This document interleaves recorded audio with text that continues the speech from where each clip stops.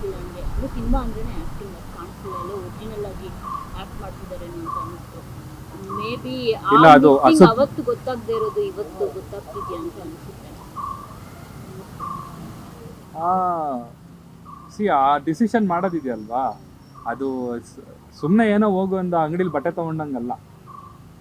So ನಮ್ಮ ಲೈಫ್ನ ನಾವು ತುಂಬ ಕುತ್ಕೊಂಡು ಅನಲೈಸ್ ಮಾಡಿ ಸಾಕಷ್ಟು ತಿಂಗಳುಗಳ ಕಾಲ ಅದ್ರ ಬಗ್ಗೆ ಡೀಪಾಗಿ ಮಾತಾಡಿ ನಾವು ಸಪ್ರೇಟ್ ಆದರೆ ಹೇಗಿರುತ್ತೆ ಅನ್ನೋದ್ರ ಬಗ್ಗೆ ನಾವು ತುಂಬ ಡಿಸ್ಕಸ್ ಮಾಡಿದ್ದೀವಿ. ಡಿಸ್ಕಸ್ ಮಾಡಿ ಒಂದು ಡಿಸಿಷನಿಗೆ ಬಂದಿದ್ದು. ಇಟ್ ವಾಸ್ ನಾಟ್ ಲೈಕ್ ನಂಗೆ ಬೇಡ ಅಂತ ಅಂದ್ಬಿಟ್ಟು ಮಾಡಿರೋವಂಥದ್ದಲ್ಲ. ತುಂಬ ಯೋಚನೆ ಮಾಡಿ ಮಾಡಿರೋವಂಥದ್ದು ಅದು.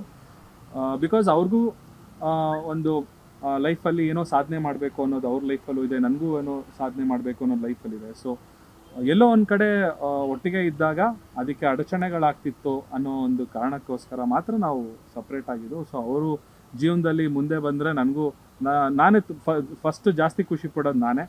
ಸೊ ಹಾಗಾಗಿ ನಾವು ತೊಗೊಂಡಿರೋ ಡಿಸಿಷನ್ ಕರೆಕ್ಟ್ ಆಗಿದೆ. ವೇದಿತ, ನಿಮಗೆ ಅವಾಗಿನ ಸಿಚುವೇಶನ್ನೇ ಬೇರೆ, ಇವಾಗಿನ ಸಿಚುವೇಶನ್ ಬೇರೆ. ಎಷ್ಟೋ ಇಂಡಸ್ಟ್ರಿಯಲ್ಲಿ ನೋಡಿದ್ದೀವಿ, ಅಂದರೆ ಡಿವೋರ್ಸ್ಡ್ ಆಗಿರುವಂಥ ಕಪಲ್ ಮತ್ತೆ ಒಂದಾಗಿದ್ದಾರೆ. ಸೊ ನಿಮಗೆ ಅನಿಸಿದ್ಯಾ ಮಿಸ್ ಮಾಡ್ತೀವಿ ಆ ಥರ ಅನಿಸ್ತಿದ್ಯಾ ಇವಾಗ ನೋಡುವಾಗ? ನೀವು ಎಮೋಷನಲ್ ಆದ್ರ? ಒಬ್ವಿಯಸ್ಲಿ ಎಮೋಷನಲ್ ಆದೆ. ಆ್ಯಂಡ್ ನೀವು ಈ ಥರ ಕ್ವೆಶ್ಚನ್ ಕೇಳಿ ಸ್ವಲ್ಪ ಟ್ರಿಕ್ಕಿ ಆಗಿರುತ್ತೆ. ಯಾಕಂದರೆ ಏನು ಫೀಲೇ ಆಗಲ್ಲ ಅನ್ನೋ ಥರ ಇರಲ್ಲ. ಒಬ್ವಿಯಸ್ಲಿ ಅಷ್ಟು ಇಯರ್ಸ್ ಎಲ್ಲ ಇದ್ಮೇಲೆ ಫೀಲಿಂಗ್ಸ್ ಅನ್ನೋದಂತೂ ಇದ್ದೇ ಇರತ್ತೆ.